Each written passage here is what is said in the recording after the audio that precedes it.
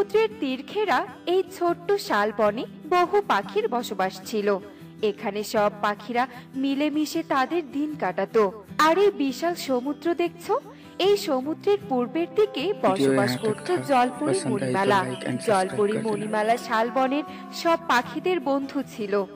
বনের পাখিরা বিপদে পড়লেই জলপরির কাছে ছুটে আসতো। কাকুলি, যেভাবে ঝড় বৃষ্টি হচ্ছে মনে হচ্ছে আমরা বেশিক্ষণ এ বাড়িতে থাকতে পারবো না। বাড়িটা কিভাবে দুলছে দেখো। তুমি ঠিক বলেছো, চলো আমরা তাড়াতাড়ি এই বাড়ি থেকে বের হয়ে যাই, নয়তো যদি ঘর ভেঙে যায় তবে ঘরের নিচে চাপা পড়তে হবে। কাকুলি, এভাবে ঝড় বৃষ্টিতে থাকা নিরাপদ নয়। চলো আমরা টুনির বাসায় যাই আর টুনির কাছে আশ্রয় চাই। এরপর তারা দুজন টুনির বাসার দিকে যায় আর গিয়ে দেখে টুনি তার ভাঙা ঘরের পাশে দাঁড়িয়ে কাঁদছে। ঝড়ে তার বাড়ি ভেঙে গেছে। টুনি, তোরও ঘর ভেঙে গেছে? আমরা তো এলাম তোর কাছে একটু আশ্রয় চাইতে। হ্যাঁ গো, হঠাৎ একটা দমকা হাওয়া এসে আমার সব শেষ করে দিল। তোমাদেরও কি ঝড়ে ঘর ভেঙে গেছে? না, আমাদের ঘর এখনো ভাঙেনি, তবে যখন তখন ভাঙতে পারে। তাই তো আশ্রয়ের জন্য এখানে এলাম, কিন্তু এখানে এসে তো দেখি আমাদের থেকেও তোর খুব খারাপ অবস্থা। এ কি, তোমাদেরও কি ঘর ভেঙেছে নাকি? হ্যাঁ, আমাদেরও ঘর ভেঙেছে। আমরা তো টুনির কাছে আশ্রয়ের জন্য এসেছিলাম, কিন্তু এসে যা দেখলাম তার জন্য প্রস্তুত ছিলাম না। এবার কি হবে টুনি? এত চিন্তা করো না, চলো আমরা সবাই ওই বটগাছের নিচে আশ্রয় নেই। রাত পার হলে একটা ব্যবস্থা করা যাবে। এরপর সবাই বটগাছের নিচে আশ্রয় নেয়। ঝড় বৃষ্টিতে তারা সেখানে দাঁড়িয়েই রাত পার করে দেয়।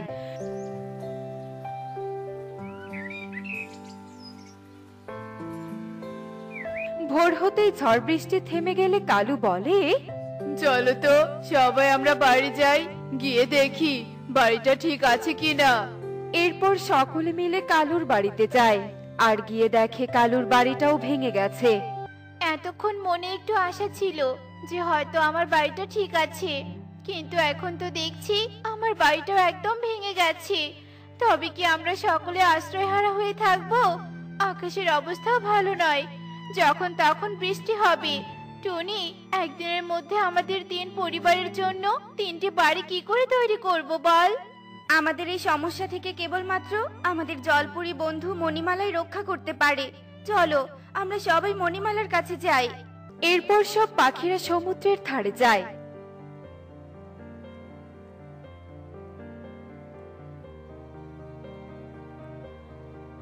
বন্ধু, বন্ধু, বন্ধু মণিমালা, কোথায় তুমি?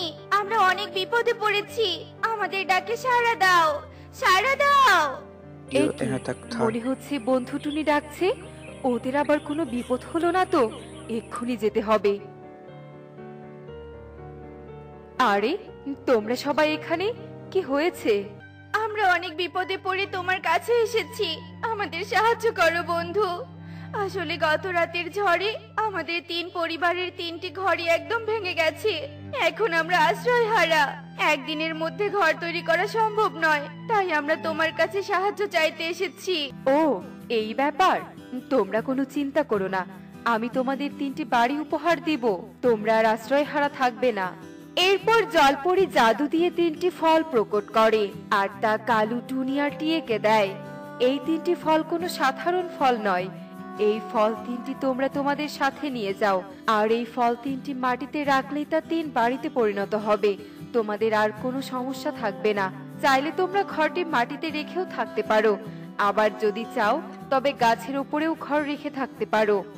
তোমাকে অনেক ধন্যবাদ বন্ধু, তবে এবার আমি চলি, বিদায়। এভাবেই বনের পাখিরা যখনই বিপদে পড়তো তখনই তারা জলপরীর কাছে সাহায্যের জন্য যেত, আর জলপরী তাদের সাহায্য করত।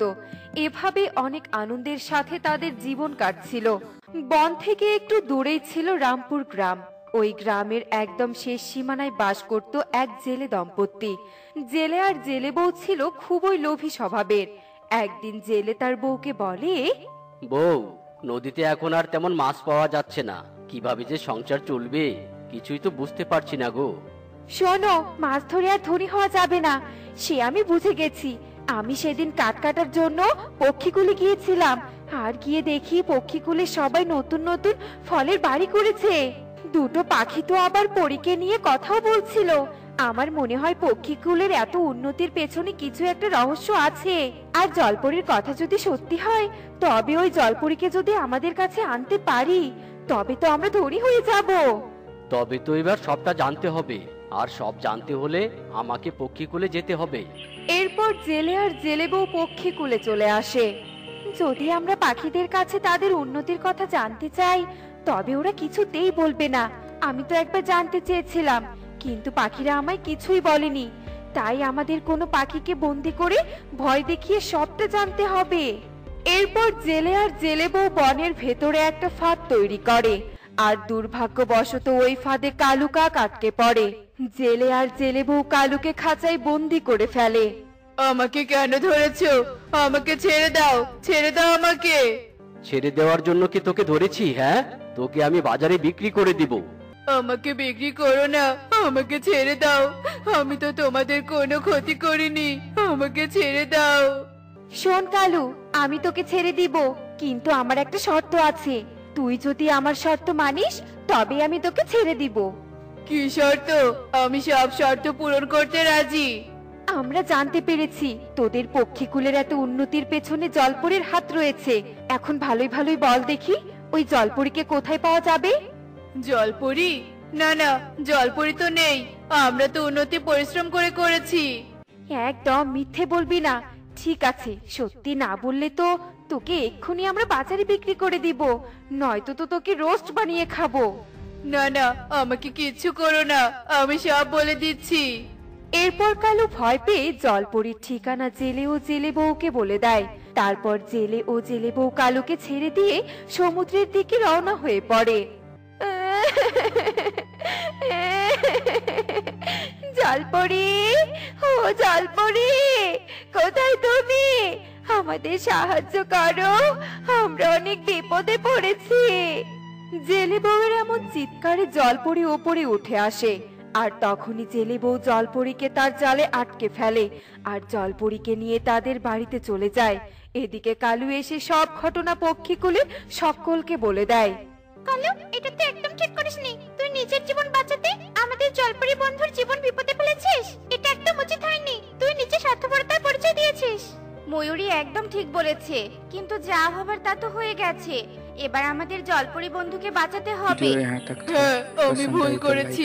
আমি যাব তোদের সাথে। জলপরীকে ওই ছেলেরা নিশ্চয় তার বাড়িতে নিয়ে গেছে।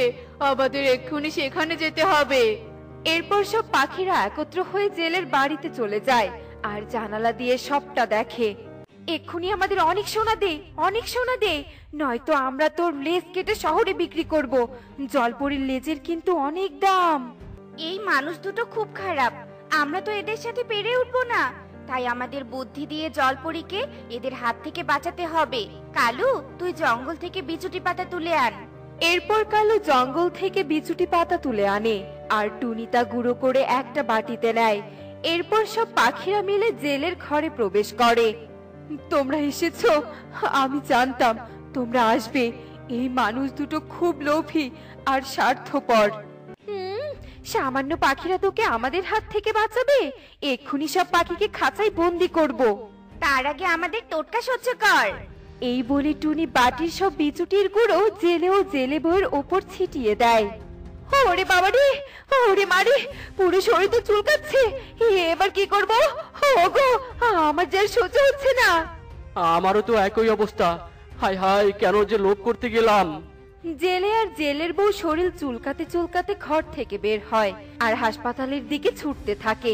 এদিকে সব পাখিরা সেখানে প্রকৃতি মাতাকে আহ্বান করে, আর প্রকৃতি মাতার কাছে সাহায্য চায়।